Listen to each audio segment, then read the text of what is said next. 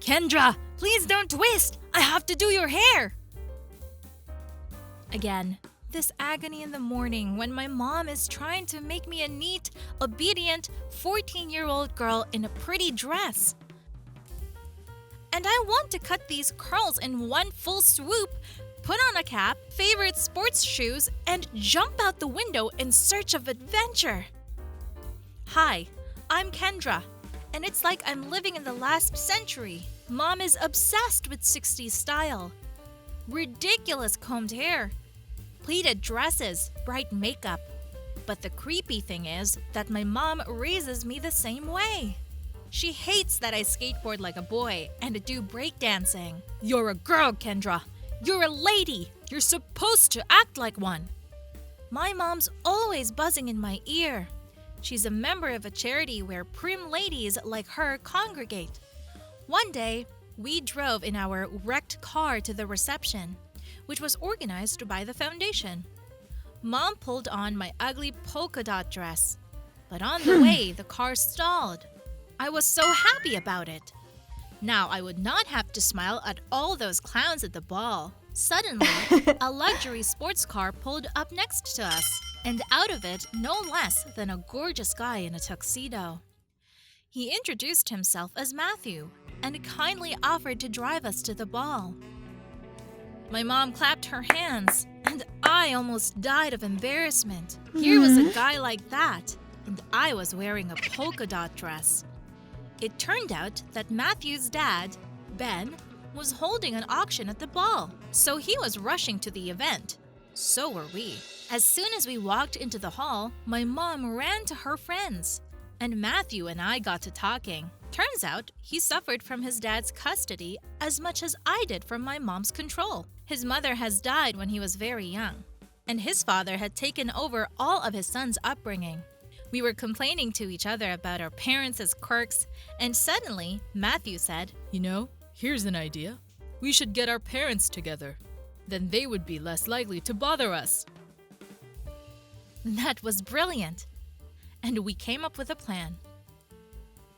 It was to our advantage that we both went to the same school, and in the morning, our parents would bring us to class. So, a typical morning, my mom parks outside the school, I kiss her on the cheek, gets out of the car, and poke the front tire with a nail.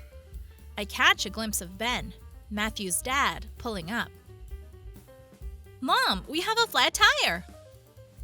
I immediately declare loudly. Mom jumped out of the car, and then Matthew came up to us. Of course, he puzzled his dad, and with a nod to my mom, he rolled up his sleeves and started to change the tire. After a quick glance at Matthew, we ran off to school. The first step was taken. As I was eating dinner that evening, I asked my mom, as if in between, how Matthew's dad was doing, but she didn't respond. Okay, so we'd have to bump into each other again, I decided. Every weekend, my mom and I went to the big supermarket to do the shopping for the week. But this time, there was going to be an unexpected encounter. A couple of hours in the supermarket, a bunch of packages that we dragged with my mom on the cart to the car, but something kept falling off the cart. I was picking it up, my mom was rolling it, and then a guy in a helmet on a moped jumps out from behind a corner and, at full speed, almost knocking us out of our feet, snatches my mom's purse from her hands. She drops the cart and starts screaming and calling for help. The guy on the motorcycle disappears around the corner where Ben had just parked. Yes, Matthew insisted that his dad come to this particular supermarket at this exact time, and Dad had never said no to Matthew. And here's the picture. Ben is parking, there's a moped, and suddenly a purse falls on the pavement in front of the car. Or maybe it gets thrown on purpose? You get that Matthew was on the moped, right? And a couple of minutes later, my mom is standing next to Matthew's confused dad, thanking him with almost tears in her eyes. "Thank you!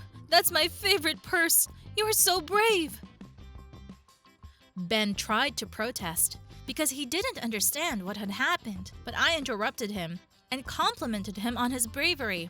Who doesn't like to be praised? And the man began to smile back at me and my mother in surprise. Mom, why don't we take Ben out to dinner as a thank you? Would you make something nice? I said. I can't tonight, daughter. Thanks again, Ben, for your help.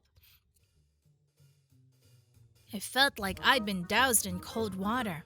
At home, I was helping my mom to sort groceries in the kitchen, and I couldn't understand why my mom was pushing Ben away. She certainly didn't have any plans today.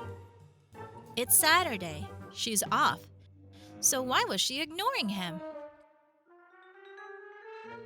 Suddenly, Mom got a text on her phone. She smiled and hurried to her room. Sneaking under my mom's bedroom door, I heard her whisper, "Yes, let's do it tonight. Kendra doesn't know yet. I'll say, yes, see you tonight. Love you." What? Who are you talking to? Who do you love? What about Ben? I stormed into my mom's room. We've been dating for months, Kendra. His name is Steven. I wanted to tell you, but I didn't know how to say it. Mom was confused. And what does this have to do with Ben? I got it. No matter how hard Matthew and I try, we're never going to get our parents together. That's why Mom refused to invite Ben to dinner. Well, Mom announced that the three of us were having dinner tonight. Me, Mom, and Steven, her new boyfriend. I texted Matthew. He was silent for a couple of minutes, and then he wrote me back. I'm even glad you're not going to be my stepsister. I suggest we meet tomorrow night. I'll pick you up, okay?